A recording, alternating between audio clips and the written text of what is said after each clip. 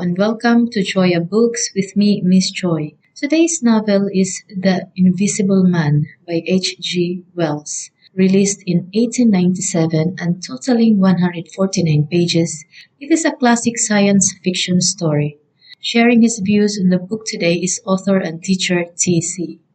I know that you enjoy science fiction, so the question is, how much did you enjoy this classic story? Well, I enjoyed it very much, thank you. Yes, it's about this character Griffin who studied optics at university, and he found this way to make things invisible by changing a body's refractive index to that of air, so that it neither absorbs nor reflects light. All very scientific.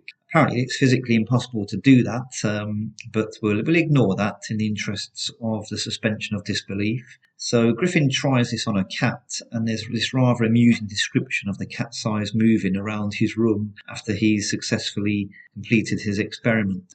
Of course, human beings, being what they are, get greedy. Griffin tried this on himself successfully, but unfortunately he found that he was unable to reverse the procedure. So then follows this kind of response to this character. This, of course, turns him into this erratic character capable of random and irresponsible acts of violence.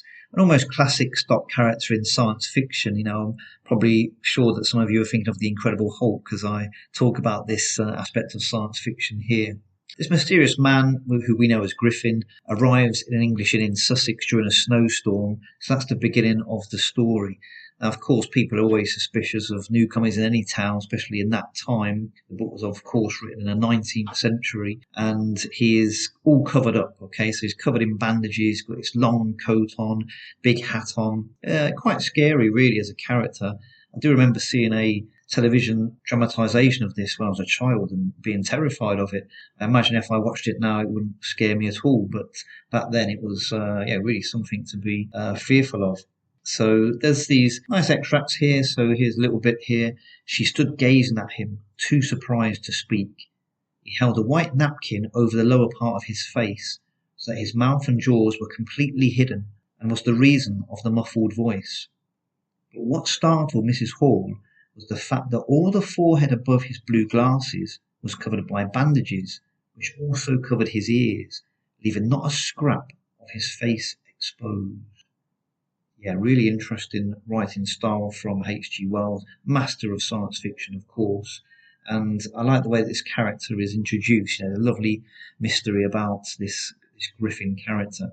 Now, of course, what is he doing there? Well, he's desperate to continue working on a way to reverse his condition. But unfortunately, in his desperation to do that, he causes accidents in the process, so broken glasses and so forth. There's also a burglary at the inn, and he is accused of the crime, which is understandable. Now, he has money problems himself, and eventually he's asked to leave the inn. This ensues in a struggle, and in that struggle he reveals his invisibility. He does escape and manages to get out of there. After he escapes, he comes across a tramp by the name of Thomas Marvel, and he asks him to retrieve his belongings from the inn, particularly his 3 notebooks. Now, in those notebooks, he's got all of his notes, and they're all written in code. Okay, so he needs these to have any way of being able to successfully make himself not invisible. He even threatens the tramp Marvel with violence. Marvel tries to flee to the seaside, but Griffin manages to successfully locate him and to try to get him to do what he wants him to do. Eventually, Griffin is on the run again. He hides in a house which coincidentally belongs to a chap called Kemp, his colleague at university, and Kemp is amazed to hear of the invisibility success, and his first instinct is to report Griffin to the police. So again, in terms of science fiction, a very early stock character, isn't it? The responsible expert who feels that he's doing the right thing by his duty by reporting this scientific experiment gone wrong. Anyway, another chase ensues and a hunt begins, which leads to the eventual death of the protagonist, Griffin.